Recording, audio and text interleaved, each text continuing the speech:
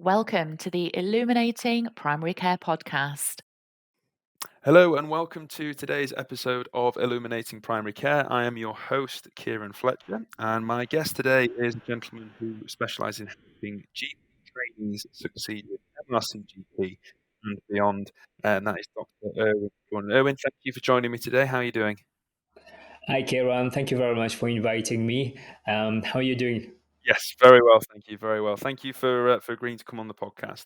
Um, Now, just for our listeners' benefit, Erwin and I connected on LinkedIn a little while ago, and I've been following various posts that he's been putting up on that particular uh, system. But Erwin, if you could give our listeners a bit of a background about yourself, a bit of an understanding as to who you are and what you do, that would be fantastic. So yeah, my name is Dr. Erwin Kwun. I'm a portfolio GP, very passionate about medical education. To give you some background, I grew up in Mauritius, so I came to the UK to pursue my career, and since I've studied and worked here, and I consider here as home now. So the thing is, as a GP trainee, I found it really difficult in terms of how you could consult and communicate. Growing up, I used to be very shy, and just the idea of speaking with somebody would make me feel sweaty, and I had some problems where I was not very confident. So going through the training, I had to work outside of my comfort zone and develop my communication skills. And one of the exams that GP trainees have to do to complete was a MRCGP SCA. And one of the things I found struggling here was that, like, how to develop that communication skill and be able to communicate and consult within a time frame. At the time was 10 minutes. So I got some help from various people and support, and managed to clear that exam and CCT'd in 2021. Since I've CCT'd, I've noticed that there are other GB trainees who are struggling a lot, especially people who come from overseas. As you can tell, English is not my first language. So when people come from overseas, they might not be speaking English as their first language. So there's that language barrier. And communicating with patients in a country like UK where there's difference in culture, it can be more difficult.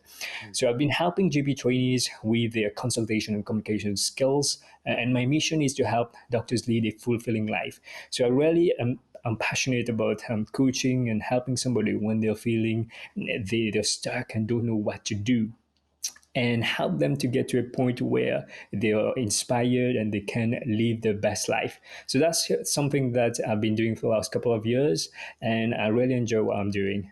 Fantastic. And what you've just mentioned there, Owen, about how that is your mission, that really comes across from the posts that you put out there on LinkedIn, and I know from a previous conversation you mentioned you've got a YouTube channel as well.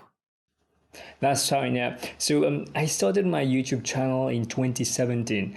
At the time, there were not many people from the medical community was posting things about GP training, and the reason I started this was because I could see that YouTube is a great platform Mm. for me to learn. And in med school, I use YouTube to learn as well. So I thought, if I'm able to produce some videos and that might help somebody else, then that would be great for them because I can pass on that learning. And with YouTube, the beauty is that if I've done a video, then it can be watched by thousands and hundred thousands of people without me having to teach one by one individually.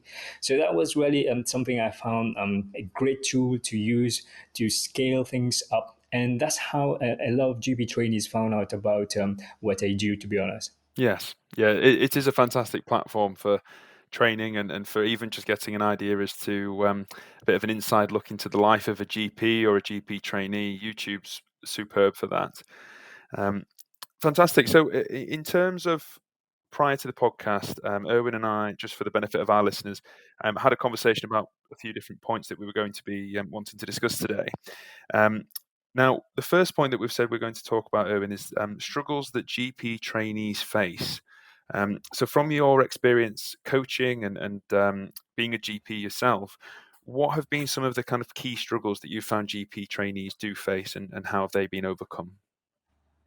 The various struggles people have at stages of their training. And in the third year of the training, many GP trainees struggle with the last final exam of the MRCGP.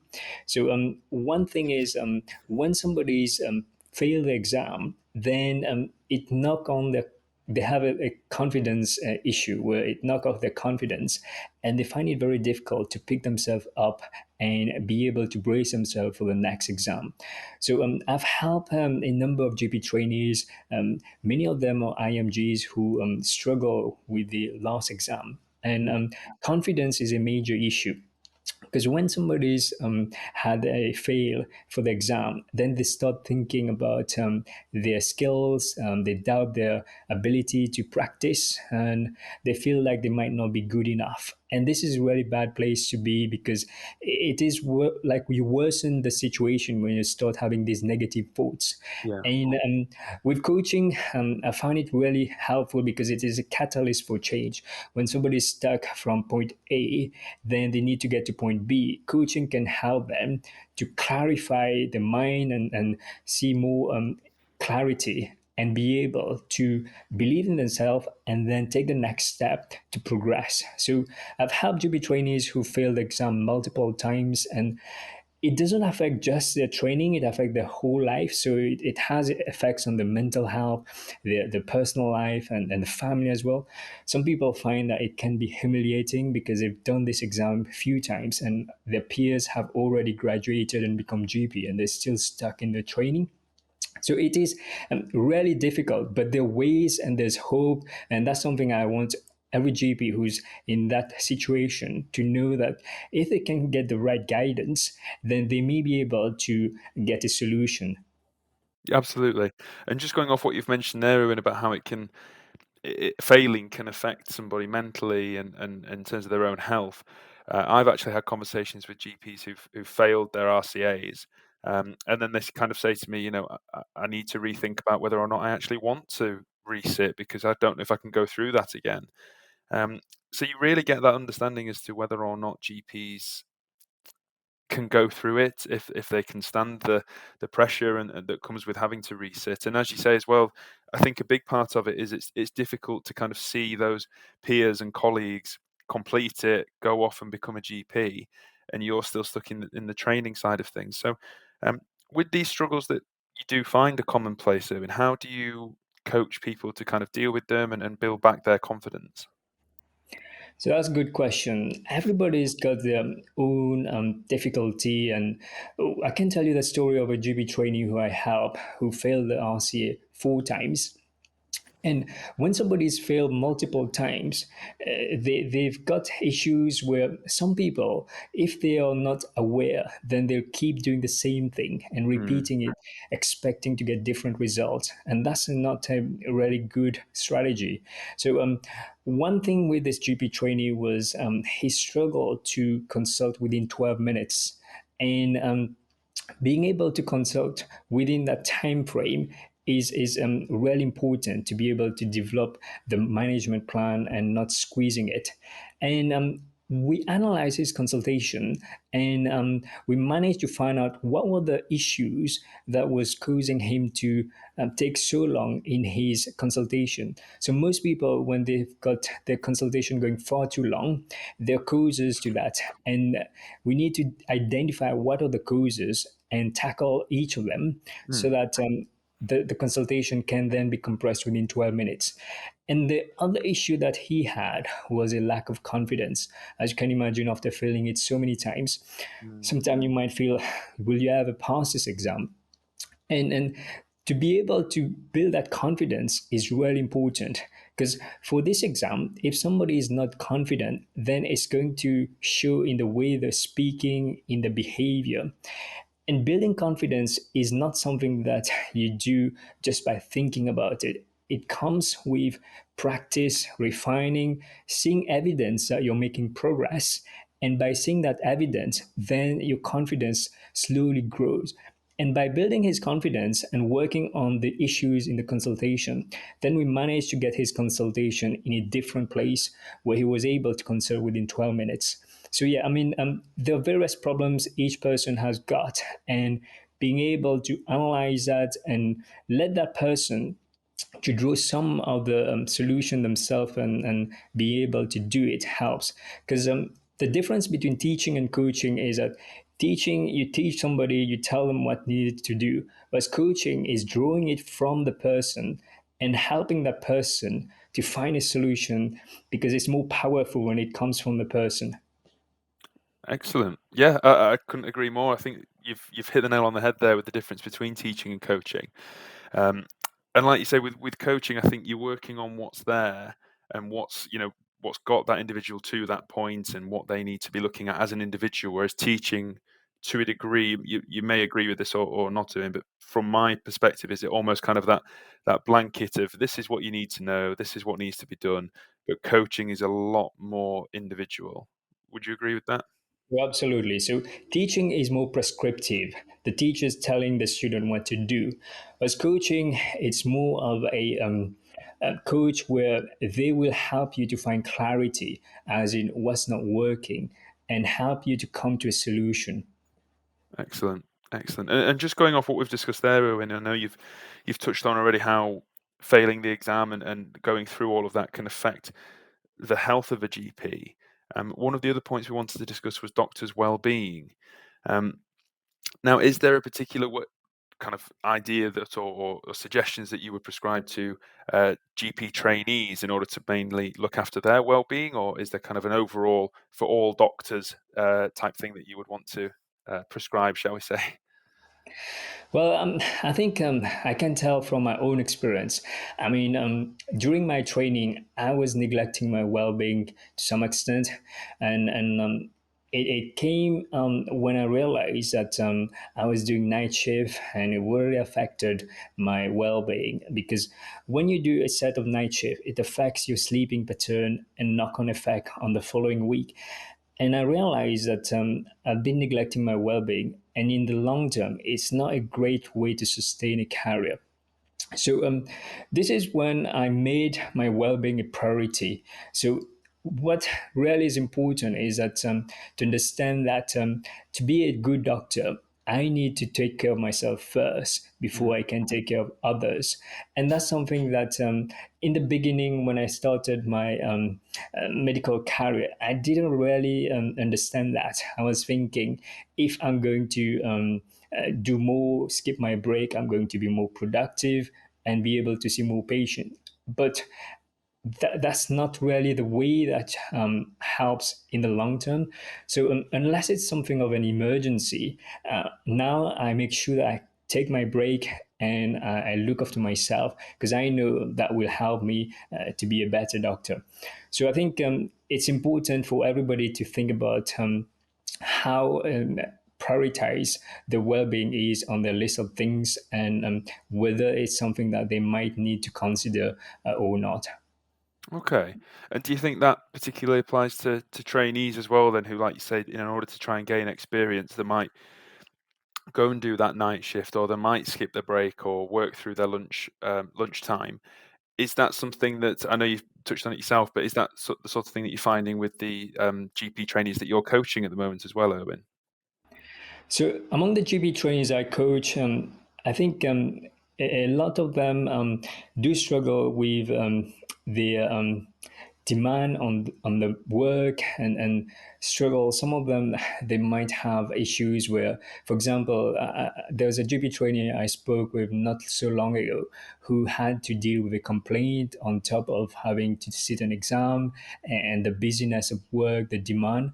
So well-being in that sense would be, if you've had a really challenging consultation, it's important before you see the next patient, maybe go and make yourself a cup of tea, take some time, speak with somebody who is your senior, who might give you some reassurance or insights, so that you don't take it personally. Sometimes you might have patients who are demanding or can be abrupt with you, and if you take it personally, then it's going to affect your well-being. Whereas if you see it for what it is and understand that maybe that person's having a bad day, and you don't take it personally, and take some time to speak with somebody else, having that supportive network is helpful. So yeah, there are various ways that trainees can make sure that they're managing the well-being at work despite the busyness, and look at how the network is. For example, having a supportive peer of other GP trainees can help as well. Excellent. Okay.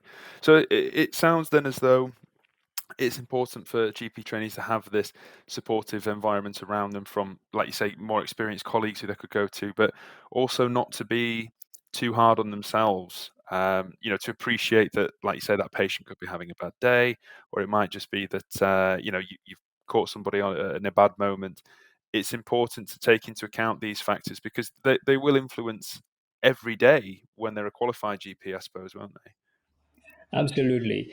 So there's something that I remind myself every time when something challenging is happening is that there are two ways you can react. So the first one is a knee-jerk reaction. Somebody is making a demand and you're not happy about it.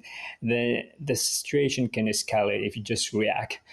But you can take some time and then respond. So if you take some time and respond to it, and when you respond to it, you have a measured response, then that's probably going to be better for yourself, because if you're calm and responding assertively and politely to that person, then the person will likely understand what's going on, and also it's not going to affect your well-being as well, because if you angry about it and it raises your blood pressure, it just sours your day. It's not good for the next clinic that you're going to have. So um, you can't control what people might be doing, but you can control how you respond to a situation. So make sure that you control what you can, and things that's outside of your control, don't let them affect you so much.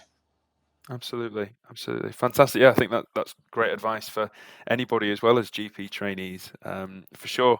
And just in terms of your experience as you've gone through your training side of things, Erwin, and you've got to that point now where you've got more experience and other GPs who you may be trained with, has there got to this point where there's a knack for that sort of thing now, to get used to how to deal with these sorts of things? Does it take quite a lot of practice in the training, to not let these certain patients affect you, or to make sure that you're having your breaks and things like that? Does it take quite a long time to get to that point, or is it something you think people can pick up quite quickly?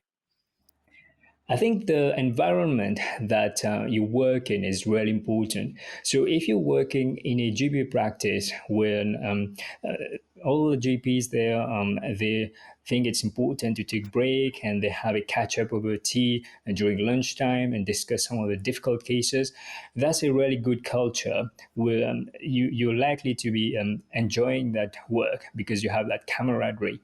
Whereas if you're working in a practice where every GP is in the room, they don't really talk to each other, and you Mm, just see your patient. And if you've had a really difficult patient, you don't feel comfortable to go and speak with somebody, then it's going to be more difficult for that GP who's working in that environment to carry on and working. They might feel a bit lonely as well and stressed.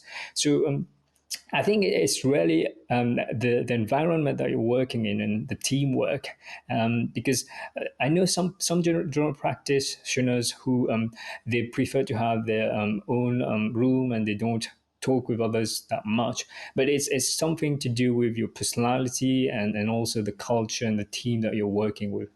absolutely, absolutely. Perfect. Thank you. Um, Now, one of the key points that we said that we wanted to discuss as well, Erwin, which I think makes up a big part of your workload at the moment, is preparation for MRCGP SCA. What can you kind of tell our listeners a little bit about, kind of how you got into that side of things, and helping people with the preparation for that, but also what you do kind of talk about with your coaching and that side of things? So the MRCGP SCA is a new exam replacing the RCA. The good thing about the SCA is that it's going to be standardized. So every GP trainee sitting in on the same day will have similar cases, whereas in the RCA, it was not standardized. So, for example, if a GP trainee is working in a university practice, they might struggle to get cases of elderly patients, and it's not that fair for everybody. And also, it depends if the patient wants to be recorded as well. If the patient doesn't want to be recorded and they have the right to decline, then it's more difficult for that trainee to submit the cases that they need to pass. Whereas for the SCA, it's going to be a hybrid model between the old CSA and the RCA. So it's going to be remote consultation, and GP trainees can do it from the local GP surgery. So the good thing about the SE is that it's going to be standardized, and also there will be simulators. So the cases that will be on the SCA will not be like real life cases where some of the patients might be talking more, and you might have consultation that's not appropriate for 12 minutes. Whereas Mm. for the SCA, the cases have been designed for 12 minutes. And to succeed in the SCA, preparation is very important, as you said.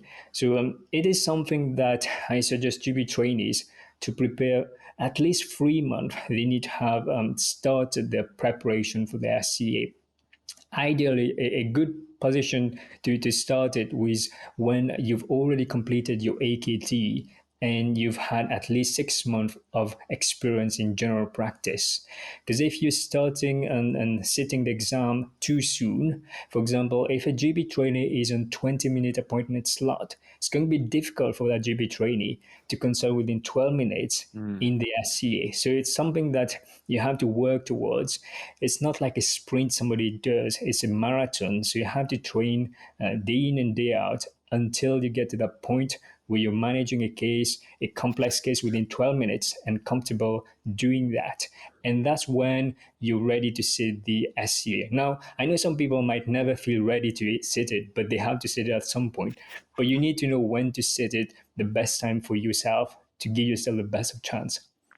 So that's a really interesting point you've touched on there, Erwin, because from, and I'm sure I'm not the only person who will think this, I'm sure some of our listeners will be in agreement with me, that particularly when it's been the RCA in the past, it gets to that certain point in your career, you've done X amount of training, so the next logical step is the RCA. Whereas that's not always going to be, from what you've said, the right step. It might be better off that you could get some more experience or do this or do that before completing that. So it sounds as though with the SCA, it's about making sure you're at the right point to sit it. It's not just a case of, right, well, it's the next logical step in terms of my career, but it's also about making sure it's the right time for you as an individual. Yeah, the timing is very important because for the SCA, unlike the RCA, which it's ongoing, you're taking these recordings for months. The SCA, everything is done on one day. So you need to make sure that you're doing it on a day where it's going to be you're the most ready, if possible. Absolutely, absolutely, fantastic. And with that in mind, I know you talked about there in terms of making sure it's the right time for somebody, but also kind of we've touched on environments like being in the right environment, having the support structure there. Um, with preparation for these exams, what have been some of kind of the biggest issues you found that have made people feel that they're not ready? Has it been factors like, the difficulty with certain patients, for instance, or has it been things along the lines of the demographic that they're dealing with or the support structure in the practice? What sort of thing have you come across there, Erwin? So I've noticed that some GP trainees struggle because they're working in a very busy practice. I've had a GP trainee who had to be pulled out of a practice because there's been sickness. So they were in the middle of the RCA, and because there was no supervisor, they had to be pulled out of that practice, and now it's going to sit the SCA. So there's various challenges with the RCA because you need to make sure that the practice is on board and they can help you so that you can have a good environment to conduct the examination. And we're seeing a lot of challenges in general practice with the workforce crisis, and GP trainees also feel that. Absolutely, absolutely. Okay, fantastic. Thank you. And the final point that we wanted to discuss in today's podcast, though, as well, is the developing a portfolio career.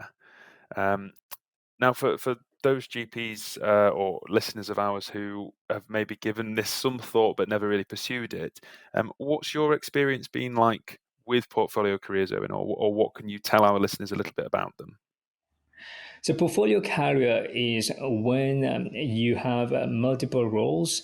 And for me, the reason I started a portfolio career was that I like to have various interests and also cultivate that.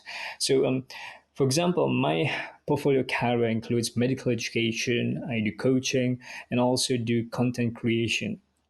And the way that I went about developing my portfolio career has been from trying various things and seeing what I want in a career. So, most people, they go into a career by default. They are not really developing a career by design. So, being able to be the architect of your career and choosing what career you want is going to give you more fulfillment in your life. Because if you let others decide what career you have, then you're having a career by default that might not really fulfill you. So, for somebody who's thinking about developing a portfolio career, it's helpful to think about what is it that you enjoy doing, what gives you passion. Also think about what is your mission, what is it that you want to do, and also you need to think about whether it's financially viable. So there are things that you might enjoy doing, but nobody's going to pay you for doing that. So it Hmm. needs to actually be fulfilling all these, and then you can develop a sustainable portfolio career. It's helpful to try various things. I know some GP trainees or GPs who are thinking of medical education. There's many opportunities in medical education. So if you're interested in it, you can get in touch with your local VTS or the medical school and see whether they need somebody who can facilitate a teaching session to start with. And then you see whether you like it or not. If you like it, you can commit more. With portfolio GPs, in my experience, Owen, from working on the Menlo Park desk for quite some time now, what I found is that portfolio GPs often seem to be GPs who are a little bit more experienced, shall we say. They've had a few more years under their belt. They've had that opportunity to try this, try that, understand what they like, and learn what their favourites are. Um, for a newly qualified GP or a GP trainee, would you say it's easy to kind of plan ahead, thinking, right, once I qualify, I'm going to look at a portfolio career? Or in your experience, is it better for someone to get their feet under a desk, get some experience, and then maybe a year or two or three down the line start to think about that sort of portfolio side of things? I think that's a good point. So, uh, you can still develop your portfolio career as a GP trainee if you want to do it early. However, training is already packed with various things that you need to do. So, I think it's important that you focus on clearing your exam first. So, make sure that you're doing everything you need for your AKT, for your new SCA exam, your portfolio.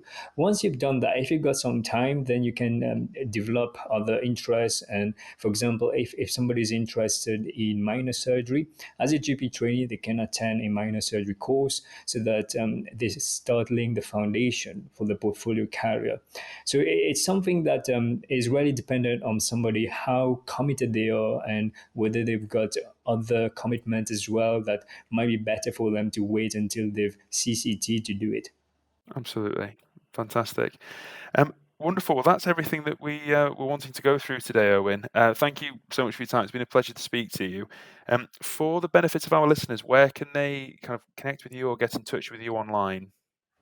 So yeah, you can connect with me on LinkedIn. It's Dr. Erwin Kwun, or you can go on the website. It's drerwinkwun.com. Thank you very much for taking the time to have a chat with me today, Ciaran. My pleasure. My pleasure. Thank you for your time. And we'll also put a link to your YouTube channel in the page as well for any of our online listeners to have a look at.